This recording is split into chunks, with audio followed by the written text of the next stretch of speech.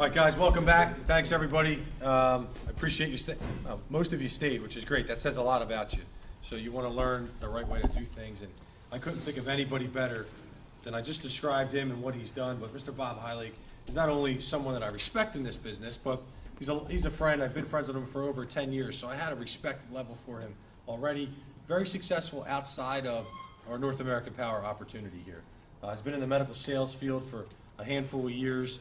Is at the top of his game at that field, at his position, does very, very well there. But on a part-time, guys, understand this, on a part-time, spare time basis, has implemented some of these things in his business and went from himself, like I said, to over 10,000 customers, spanning in almost every state that we do business in right now. He just came back from Chicago, where he was with our Vice President of Sales and Training, Mr. John Costino. They were out there exploding that marketplace. He was doing meetings every single day. I kept trying to call him to have him do a meeting for me. He's like, I'll call you back in 5 minutes. I'm doing one here, I'm doing one there. He's just all over the map with what we're doing. A household name within our company. More importantly, is here to help you guys become successful and tell you how to get started the right way. So, without any further ado, I want to bring up Regional Director, Mr. Bob Heilig.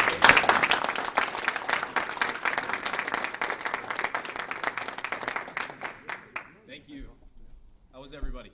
Great. Excellent. Well, I just want to give it back to Mr. Craig. Did a phenomenal job. If we can give him a round of applause.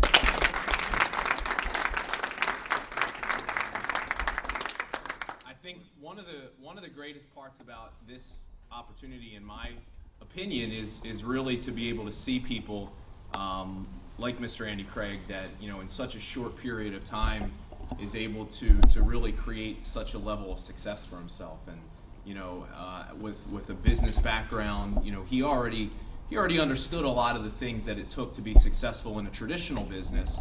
But the thing that really, the reason why we knew that Andy Craig was going to be a leader in this company was because from the very first day he got involved, he was very coachable. Meaning he understood that the success that he had in his previous business didn't necessarily mean that he was going to have success in this business. The skills, although are similar, they don't directly translate. And he's been coachable since day one, and I just we're really just so excited to see his growth and the future that he's going to have in the company. But I mention that because I think it will segue into the training here this evening that coachability and teachability is really one of, if not the most important quality you'll have in this business in order to have success.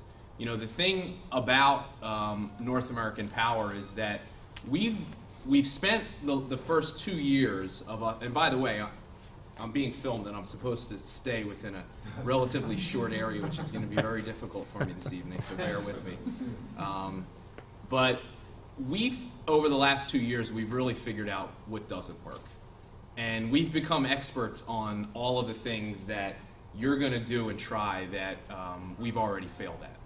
And here's the interesting thing about our system. And when I say our system, this is not something that we as a local leadership created.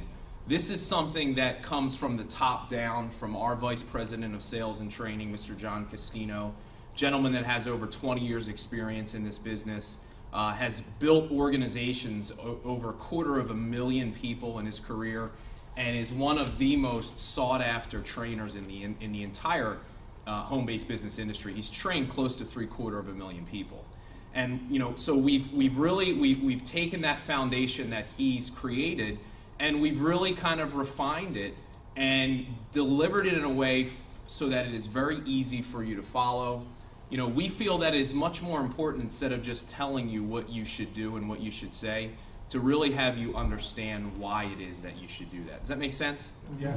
And I think here's the question you need to ask yourself. And this is what I learned early on. You've got two choices in this business.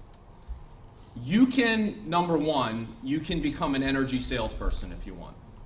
Anybody in this room want to go out and sell energy, become an energy salesman? No? Saleswoman? No? Okay. That's the first choice.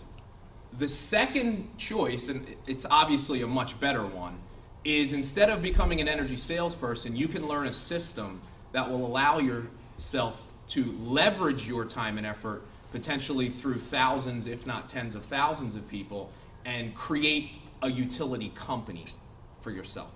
Now, how many of us can agree that the idea of us owning our own utility company, just like PSE&G, just like PECO, is a much more attractive proposition than us selling energy? Sure. Yeah. Okay? Now, I share that with you for, bless you, I share that with you for one reason. I think every single person that's ever been in this business, when we first started, we did things the wrong way. Because if we didn't teach you what we're about to share with you tonight, it's only natural for us to want to go out and do two things that I think most of us do, but the two things that we're going to share with you, if you do, you are going to become a salesperson, and you'll never be able to build a utility company. See, we have a saying in this business that, and this is a really, really critical thing to understand. It doesn't matter if what you do works. It only matters what duplicates. Now, let me explain to you what I mean by that. And let me just talk to you about the two things that people generally will do that will ultimately lead to failure for you. 100% of the time. There's really no gray area here. It's pretty black and white. The first thing, and this is where the misconception of our business comes in, is that we get into this business and we go out and we try to save people money on their electric bills. Now, for some of you that are new, you hear that and that's a little confusing to you. Because obviously one of the value propositions that we offer as an alternative supplier is a competitive rate. And I'm not trying to say that that's not an important part of our business, because it is.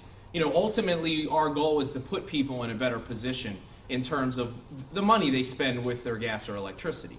But if you get into this business thinking you're going to go out and try to save people money, you're going to fail. Anybody had that experience yet? Now let me explain to you what I mean by failure, because failure is not always obvious right away.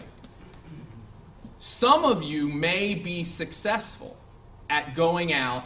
So if I know my friend Andy and I call my friend Andy up and I ask him, hey, what do you pay for your electricity? Have you switched your bill yet? I can save you some money. Like having these types of conversations, I may be successful in signing a handful of people up.